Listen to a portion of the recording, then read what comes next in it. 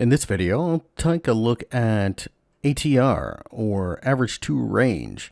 The average true range indicator measures the volatility of a market by measuring the price range for a defined amount of candlesticks. It's used as a measure of potential volatility and quite often used by traders to determine how far to set their targets or stop losses. While ATR is used with just about any time frame, the original setup was 14, which is the default, on the daily chart. For example, like this.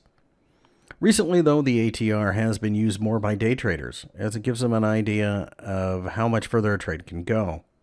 It does suggest perhaps if a market is overbought or oversold to a lesser extent, or whether or not it has the ability to continue going forward before perhaps closing out your positions and going home for the day.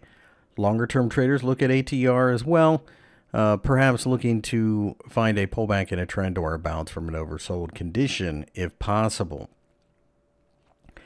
You should recognize that the ATR, while it is very common, it is not the be-all, end-all of indicators. You should see that it measures down here, again, the average price or average range of price, and the average true range in the last 14 candlesticks at this point was 2.0735. That's two handles.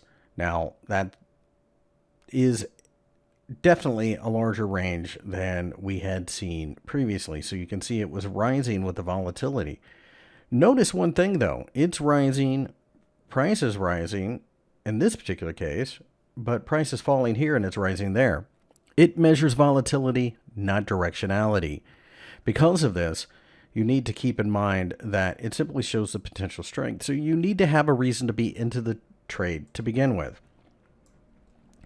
Day traders will do something akin to the fact of they will place a trade and they will say, well, at this point, the ATR is 16.56. Now, this is the 30-minute chart. So they may use that to set a short-term scalp. But on the daily chart, again, if your daily range is like down here, we have 79 pips, 79.37 pips is your range.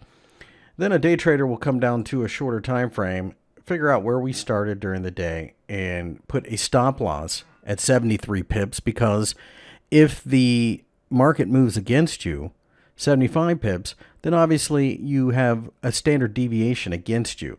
Clearly, you are wrong in your position, and you move on.